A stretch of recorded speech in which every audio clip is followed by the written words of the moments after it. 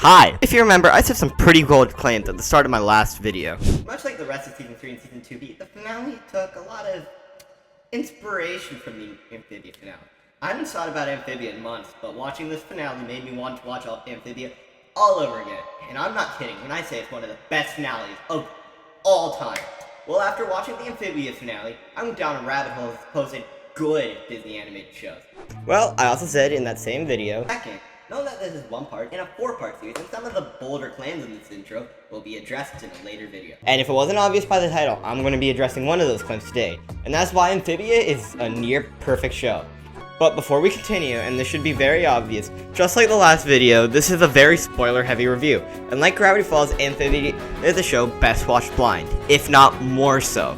So be warned, heavy spoilers ahead. Without further ado, let's start the video.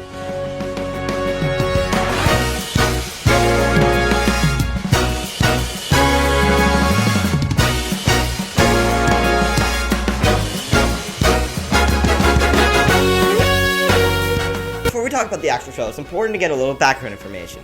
Amphibia first aired on the Disney Channel in 2019. It follows the character of Anne, Sasha, and Marcy, who are all trapped in Amphibia. The show specifically follows Anne, who gets taken in by the Planters, a frog family consisting of 3 frogs. The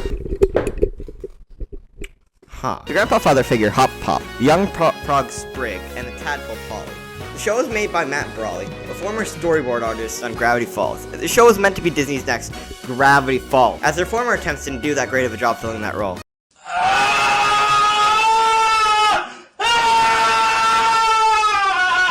Yeah, people did not like that show. Amphibia was a perfect successor, and arguably the best attempt at making a true successor. What about the Owl House? Owl House? 156. Oh my God, so true. Amphibia in many ways surpasses Gravity Falls, and while it hasn't reached the same place culturally, the show itself holds up well and has very little that needs to be fixed. So, let's look at the good stuff. Very briefly, I want to talk about the animation in the show. The show has some of the best animation I've ever seen, and on screen right now are some of the set clips. You know when something important is going on, when the animation starts to go crazy and fine details of the animation really start to show. Normally in the show, the animation is done overseas, and it's done, the standard animation ways. Not everything needs to have the most complicated looks in order to tell a story.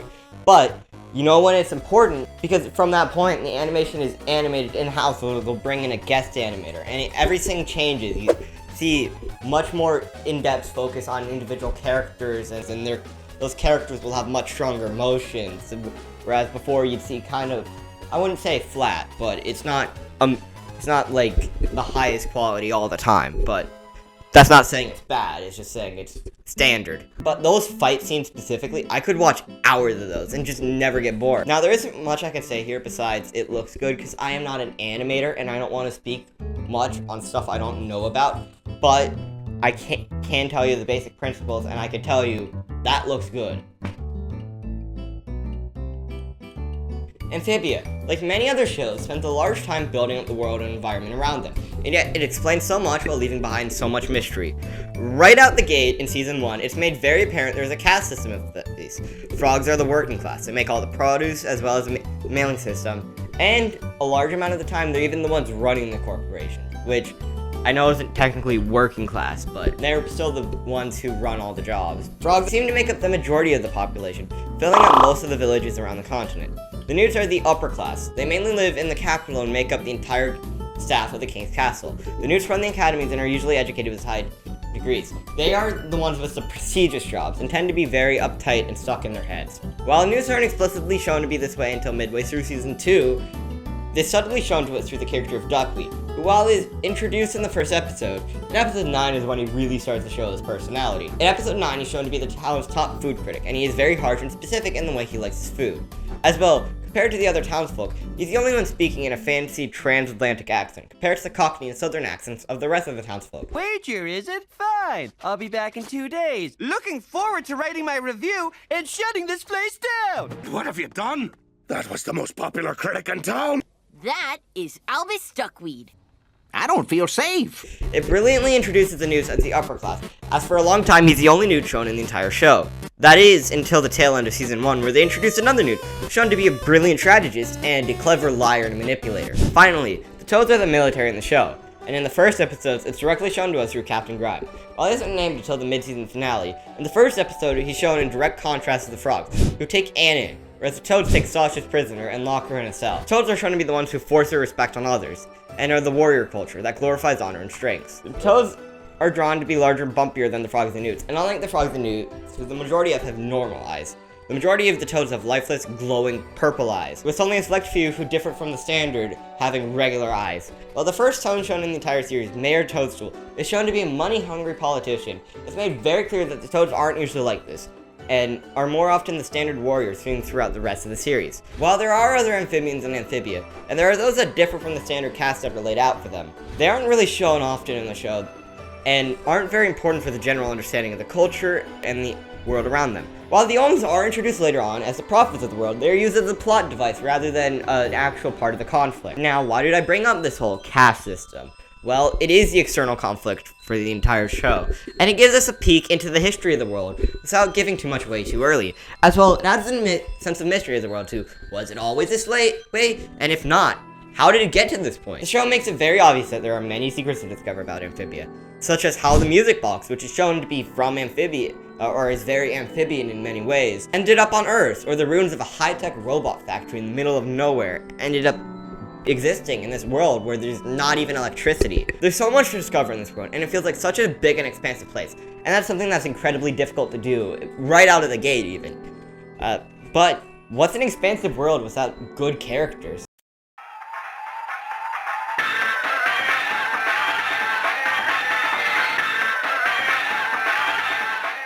The characters in the show are insanely well written. Each character fills their own role, and every major character that appears had a role to play. Looking at the frog side, I'm going to take a look at a few specific, mainly the main ones. But first off, we have Hot Pop, who's a Grunkle Stan type character. Unlike Stan, he's much more protective parent, which makes sense because, spoiler warning, I mean I already gave one, but if you for some reason decide to stick around, skip to this time to go around this. But he feels responsible for the deaths of Sprig and Polly's parents, and it was too late to fight the Herons, and as such, feels the need to protect them. Then we have Polly, the younger character who is quick to the punch. She doesn't do a lot in her story, but it's her actions that allow them to get their robot Frobo. And while that doesn't sound like much, this absolutely leads to some major plot points. Sprig is Anne's best friend, and he's the first person who truly understands her, and that she can play off of. Not only that, in many cases he acts like a stand-in for our audience, being distressful of former villains or new characters, or just generally voicing the concern of the audience. As well, he serves as a major part in the finale, and is a catalyst for how the final battle even ends. Wally, the town lunatic, is a counter to Anne. Like Anne, he doesn't fit in. However, unlike Anne, he isn't afraid of that. He lets everyone know he doesn't fit in, and he's proud of it. As well, he actively hides his true personality from his parents, which is the exact opposite of what Anne does. He is the exact counter to Anne, but not in an antagonistic way. It's more of a personal counter. There are so many other examples, but there are far too many frogs to go into. In the Toad side of things, there weren't very many characters introduced with a personality, so let's look at the big ones. First, Captain Grime is Sasha's best friend in this world. At the start, he was fully serious and a strict commander. However, his soldiers were incompetent. He evolves throughout the show to not only be more trusting of others, but also goes through a period where he's washed up and incapable of doing anything. He is a strong commander and a warrior figure by the end of the show, but he isn't the same scary figure as before. Percy and Braddock, while being two separate characters, both fill the same role. They are both the primary soldiers who stuck with Grime and Sasha after Toad Tower fell, but they can only take so much, and since they never even wanted to be in the army in the first place, they leave and never come back. Actions have consequences in the show, and they are the primary example of that. Looking at Grime's sister Beatrix, she's what Grime would have been if he never got involved with humans. Nobody that will! What I mean is that she's still at the top of her game, and she's still in control of her army and tower. She allows them to show and to demonstrate what Grime was like at the peak, while still allowing Grime to move on with his life. She serves as the big strong Toad after the fall of Toad Tower. Looking at the news, there are so many to choose from, so I'm going to focus on one. King Andrea serves as a counter to Marcy. Starting off as a seemingly an old man Santo-like character, we learn that he really isn't a great guy. We learn that he fell into the manipulation of his father and the court, and pushed everyone away. He eventually came back and helped the humans at the end, and he never really goes back to being king. I mean, he ends up being this, I don't know what you call that, like slave, indentured servant. That. Lastly, the humans are all unique. While they call each other friends, that's not really the best word to describe them, because they aren't really that great of a friend group. Anne is constantly being pushed around by all her friends, and going along with things because her friends are doing them. She doesn't really know what she wants to do with herself, and as such, she doesn't really care about herself. Throughout the show, we see her grow into a person who can take charge and unite people, and she does figure out what she wants to do in the future. Sasha is a very similar character to Grime, having very similar brutish traits. However, unlike Grime, Sasha is a control freak, and she manipulates and pushes her friends around. She's the reason Anne never went home the day they were trapped. She's the reason Toad Tower fell. She's the reason Andreas was able to retake power. She caused so many problems throughout the show, and when it was time for her to grow, she did. She became a powerful military leader, and she was able to reconnect with almost everyone from her past. Like I said, Percy and Braddock never came back. But especially, she was able to reconnect with her closest friends and make amends for her actions.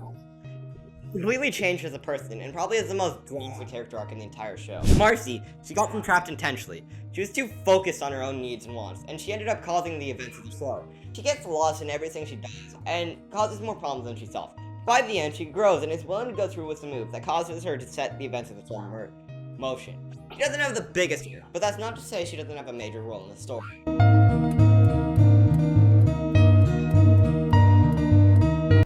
The story of Amphibia is brilliant. It's arguably one of the best stories ever written, and it's one of the few endings that not only gets me truly emotional, even just thinking about it, but it's also one of the few endings that changes the context of the entire show, and everything leading up to it.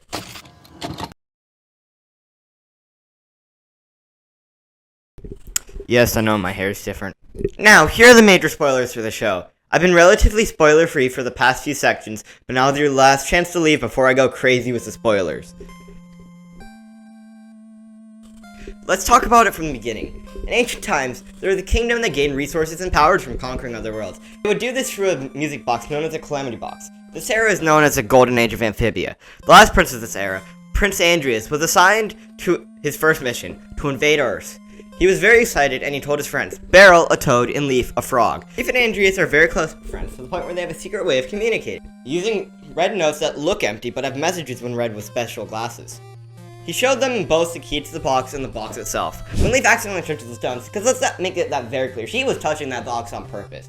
But when she accidentally touches the stones, she gets a vision of a moon coming to destroy all of Amphibia. Distressed, she takes this information to King Aldrich, demanding they stop using the box immediately. However, King Aldrich refuses. Because of this, Leaf decides to take things into her own hands, stealing the box and running away. Both Andreas and Beryl failed to stop her. As such, Beryl was punished and sent off to be a toad warrior, and Andreas, being a racist little prick, and Andreas, mad at Leaf, decides to punish all their frogs by making them lower class, creating the modern caste system. Aldrich, knowing the old prophecy, which goes, 3 stars burning bright, come from beyond to expel the night. Should they fight or embrace the fall, their choice will determine the fate of all. This meant he knew the box would return at some point, but he had no idea when. Let's take a second to pause, because we can already see the clear themes start to develop. While yes, this isn't where the show's story starts when you watch the show in order, so it's still a complete story when the show ends. Either way, the themes are still the same. First, the obvious one is friendship and trust. Andreas lost all trust in his friends and took out all his anger on everyone else. He didn't know how to deal with a situation like this, and as such took it a bit too far. As well, Aldrich's greed began the downfall of Amphibia and the hundreds of years of conflicts that would ensue. If he was more responsible and followed the requests of Leaf, it would have been better for all parties involved. Around 1,000 years later, your Marcy Wu discovers her dad is getting an out-of-state job. Not wanting to move out of state and leave her hometown, she runs off, passing by a thrift store, where she finds the Calamity Box, which she read about previously. Is that Bill Cipher? Knowing what the box could do, and knowing it was her best friend's birthday, she sends a picture of her box to her friend, saying it was the perfect gift for Anne. Worded as such because Anne is shown to hate frogs. Around the same time, Anne and Sasha had been out all day after skipping school, and were hanging out and celebrating Anne's birthday. Anne wants to head home, as her parents had planned a celebration for her. However, Sasha pressures her into meeting up with Marcy. They do so and end up getting trapped in another world. Again, we see all the scenes becoming a bit more clear. First, the new one. Things change. Nothing stays the same, and we see that theme stick around until the end of the show. Things are constantly changing and evolving, and it's one of the biggest themes. Second, we see the same, a friendship return. Anne wants to please her friends, but she's just going along with what they tell her to do, because she feels powerless. She just wants to do what's easy and coast through life, but that doesn't work. You can't just do what everyone tells you to do because you want to maintain a good relationship with your friends. But if that's what you're going to do to maintain the friendship, are you truly even friends? After getting trapped in another world, each person gets trapped in a different place. While all of the events for Marcy are detailed out in Marcy's journal, I'm only going to focus on what's in the show. So while I'm still going to cover some of that, only what's in the show. Because, look, listen, the I might do a video on third-party material, but the external material is not important for understanding the show. It's for furthering your understanding. To begin, Marcy landed right in the middle of the Nuke Castle, where she meets King Andreas and befriends him. Sasha landed in the middle of a swamp with the toads and is immediately imprisoned. Anne ends up landing in the middle of a forest, where she lives in a cave for an extended period of time. And that has to be one of the worst fucking birthday presents ever. I mean, at least Sasha got a fucking prison cell. Anne had to live in a cave for at least a week. So, happy birthday! Go live in a cave. Eventually, on her hunt for food, she encounters a town lunatic, Wally. This then begins a beast hunt, where Anne is the target. Sprig Planter, a young frog, is the first person to find Anne after falling in one of her traps. They end up bonding and becoming friends. After everyone else catches up, there's a fight and all the other things you'd expect. And in the end, Anne is taken in by the Plantars, and she shows them the box. Hop Pop, the father figure, does some research into the box and discovered it's labeled as dangerous. Some time passes and they're unable to leave the valley because it's a big ass ice wall. And about a month into them being in Amphibia, some tax toads show them to collect the taxes. Nan, looking to earn some respect, as she's treated like a town outsider, due to the town's motto of slower to accept, even slower to respect. She obviously feels like she needs to earn respect, so she goes with the tax toads. After going through multiple houses, and the collections just seem off, when they get to the Plantars, Anne knows they paid their taxes, and having hit her last straw, she stands up to the tax toads. They eventually discover that the mayor was the one who stole the money, and everything is sorted out, but that action earned Anne the respect of the frogs and lost her the respect of the toads. Meanwhile, at Toad Tower, Sasha's been constantly convincing Grime soldiers to become deserters. When two Errands attack, Captain Grime realizes the potential Sasha has as a commanding officer, as she helps him gain control of his army, makes her his lieutenant. When they get the report back from the tax collector of a human in Frog Valley, they make plans. Fast forwarding a bit, Anne's been busy. She's been doing research, she got combat training, Hop Up ran for mayor and won 100% of Wartwood, but lost everything else. Hop Up buried the music box and gave it to his contacts, and Anne's even been voted Frog of the Year. When suddenly, in the middle of the party, Sasha shows up. She and the Toad army are there to invite the frogs to a banquet, which definitely doesn't seem suspicious at all. The frogs go, and they arrive. Sasha reveals her plans to Anne, revealing that the banquet is actually a ruse to lure Hop Up to Toad Tower, who's soon going to be executed. As Hop Up's become a political figure that represents the downfall of the Toads. Due to his mayoral escapades. Obviously distressed by this, Anne leaves, and one thing leads to another, and suddenly they're on top of Toad Tower fighting over Hop Pop. Anne finally stands up to Sasha and wins the fight. Suddenly, because of Wally's schemes, Toad Tower begins to explode. Anne attempts to save Sasha, but Sasha, realizing that Anne has true friends now, decides to let go, nearly falling to her death. Luckily, the Toads save her before she hits the ground and dies, and the Toads disappear. We see here the scene really starting to fall into place. We have a greedy mayor screwing the town over. Anne is finally standing up to her friends and carving out a path for herself. We also know Anne still wants to fix things with Sasha from her attempt to save her. In the end, it was Sasha who made the call to fall, not Anne's inability to hold on. Things are all changing, from the political structure to the dynamics of the faction in the group. Everything is developing well, and things are staying consistent. Nothing has been lost so far, and it's all flowing smoothly. Around a week goes by, and the Planters are preparing to leave for the capital, Utopia, where they hope to find the answers to how to get him home. Once they leave, Hop Up introduces a strict set of rules to ensure peak safety. However, it comes out at the cost of the enjoyment of the trip. Fed up with being boxed in the wagon, they sneak out and go down to the Ruins of Despair, which turns out to be a robot factory that's been long dormant. They end up stopping it using the giant book with all the rules. However, this has the unintended consequence of creating a fully sentient robot, which definitely will come back at any point. Meanwhile, on the other end of the continent, like right here, Sasha is trying to get Grime to be active again, in case someone tries to hunt him down for his failure at Toad Tower, or so she claims. In reality, she admits it's about not losing another friend. However, in all this arguing, they are being hunted by one of New Tobia's top soldiers, Yunan, Scourge of the Sand Wars, defeater of Ragnar the Wretched, and the youngest Newt ever to achieve the rank of general in the Great Newtopian Army. They defeat her by exploiting her weakness, aka her inability to not add her accomplishments and all that stuff I just said. After defeating Yunan, Sasha and Grime begin their plan for total control of Amphibia. Back with the Plantars, they continue going from town to town, stopping by some rancid mini-frogs that literally killed some big-ass toads.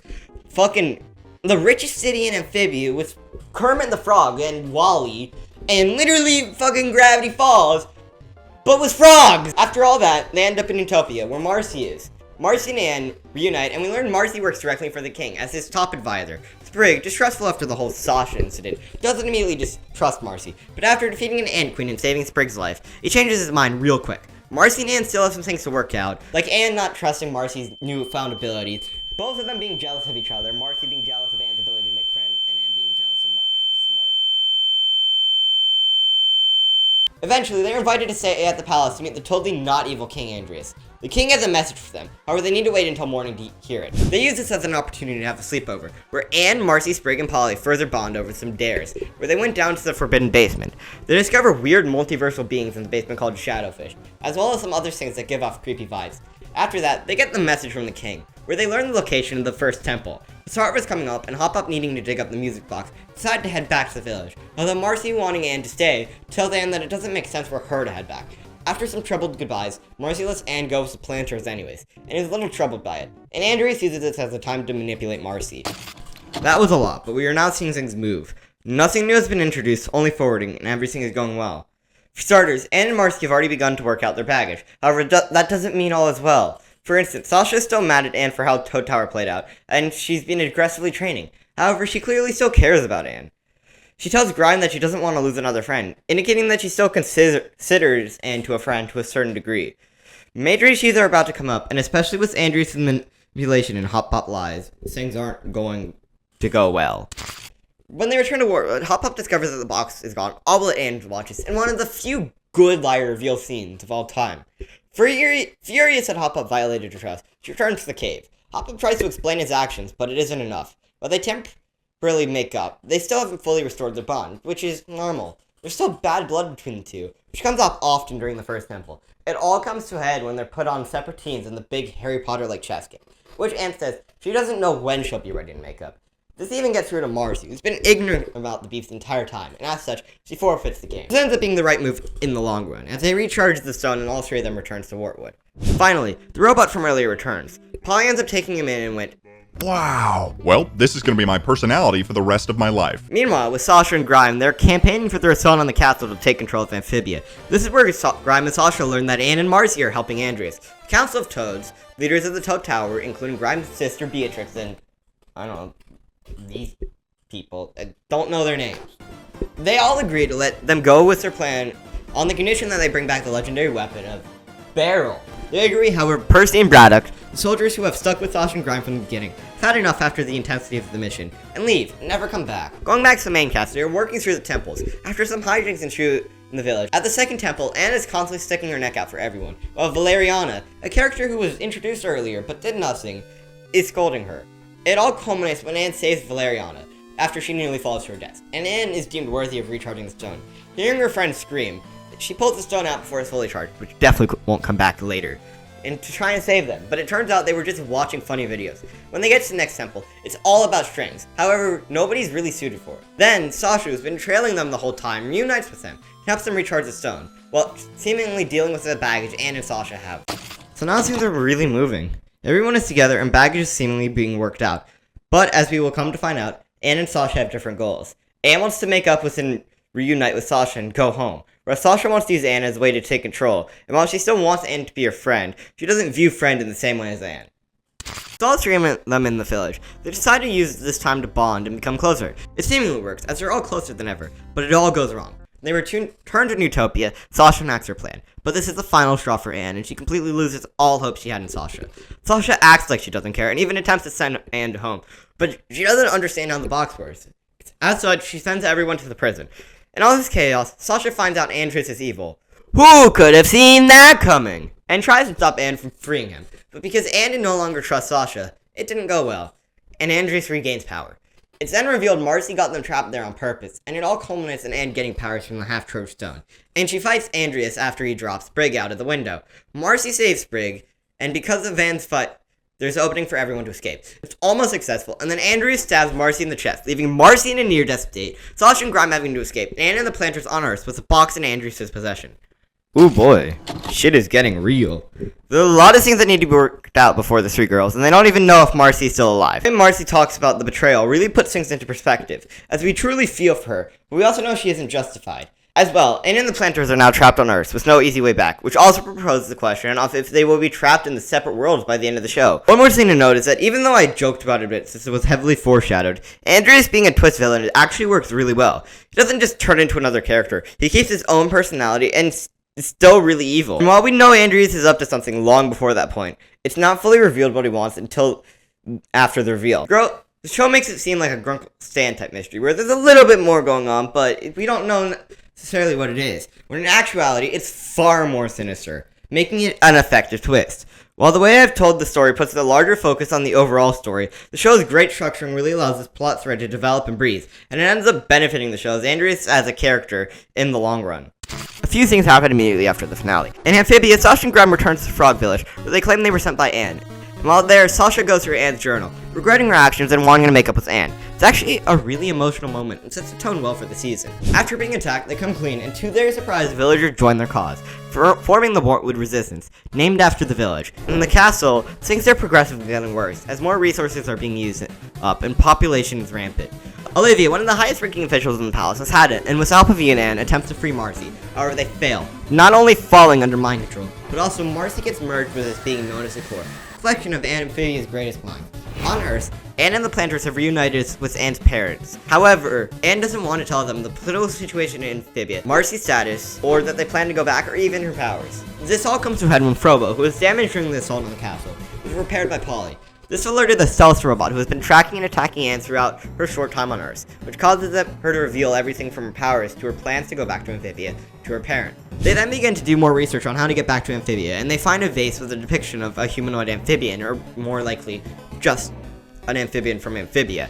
After getting caught trying to steal it, the museum person, Dr. Jan, actually helps them, and even discovers a message about the Mother of All when put under a backlight. Then they find a person, Dr. Frakes, who definitely is going to be a crazy mad scientist, discovers portal technology.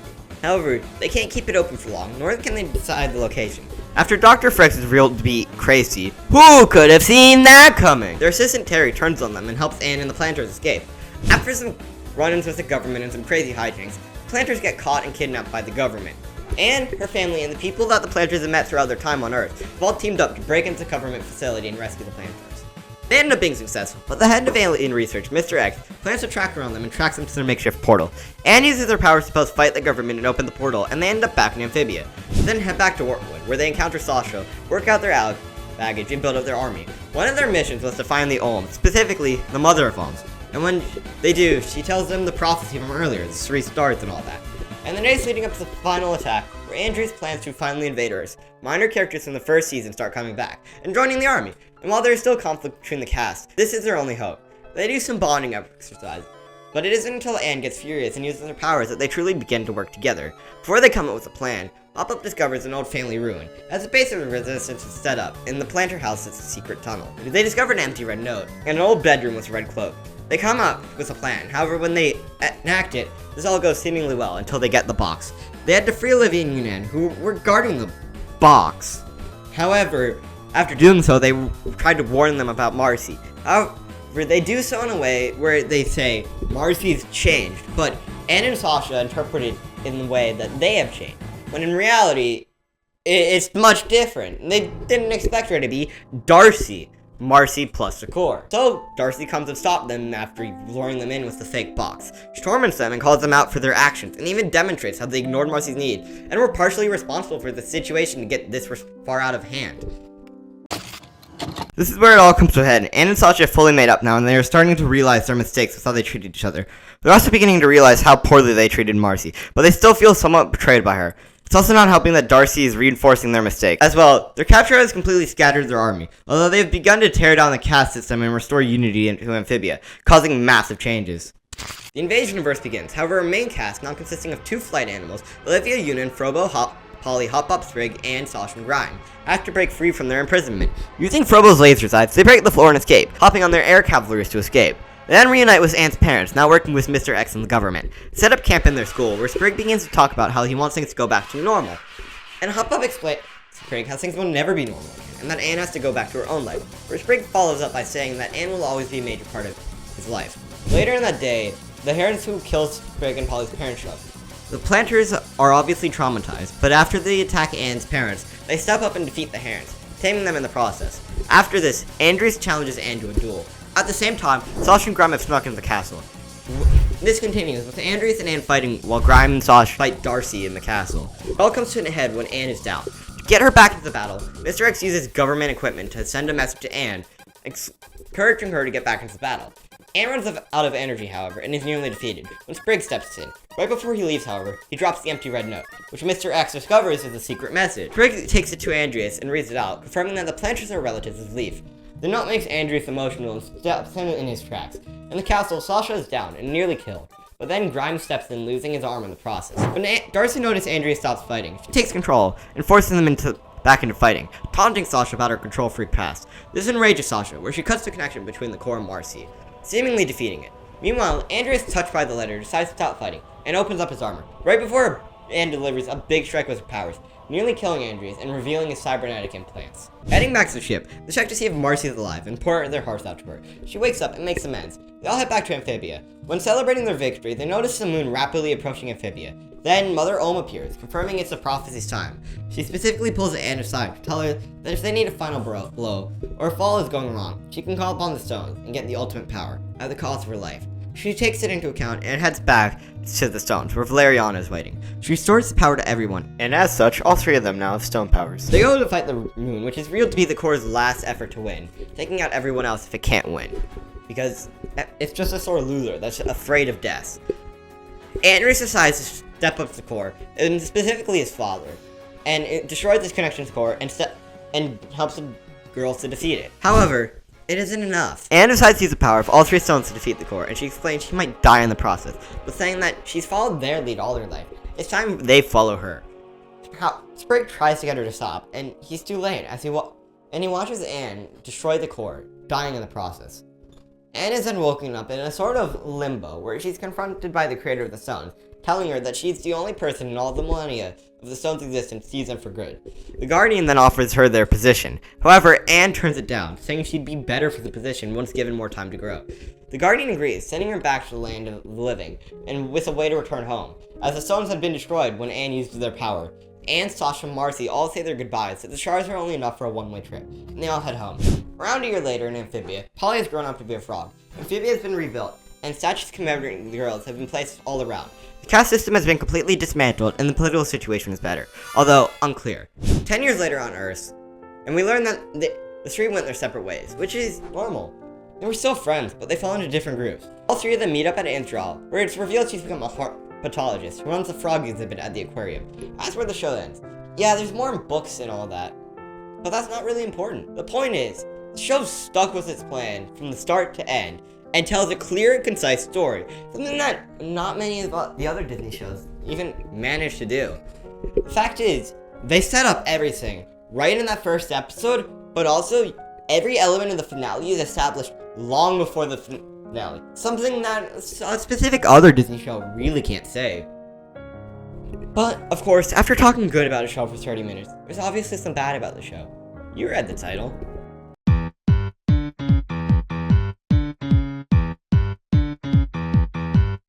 I'm gonna be real. As much as I love this show, the first season is kinda mediocre. Sure, it's important, but more than not, it's just world building and exposition. It's fine, and I especially would not recommend skipping it just because of how much of that season came back in the finale. However, it's a pretty mid-season overall. As well, it's not important now, but the season 3 mid-season finale was a Christmas special.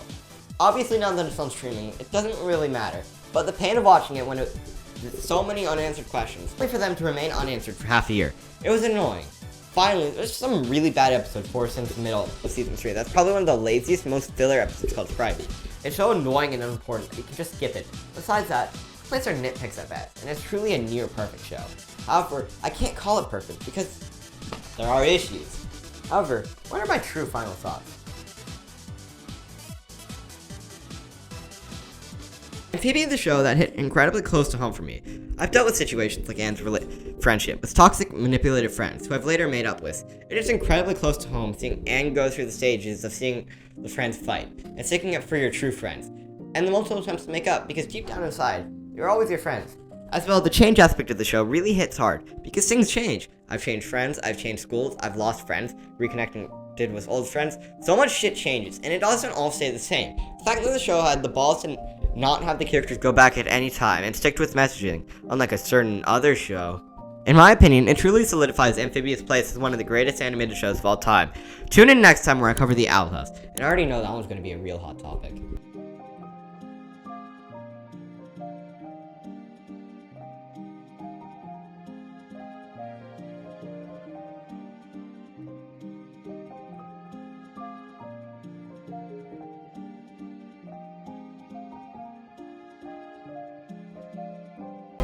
it in Amphibia. So much adventure still to see. Hope nothing bad ever happens to me.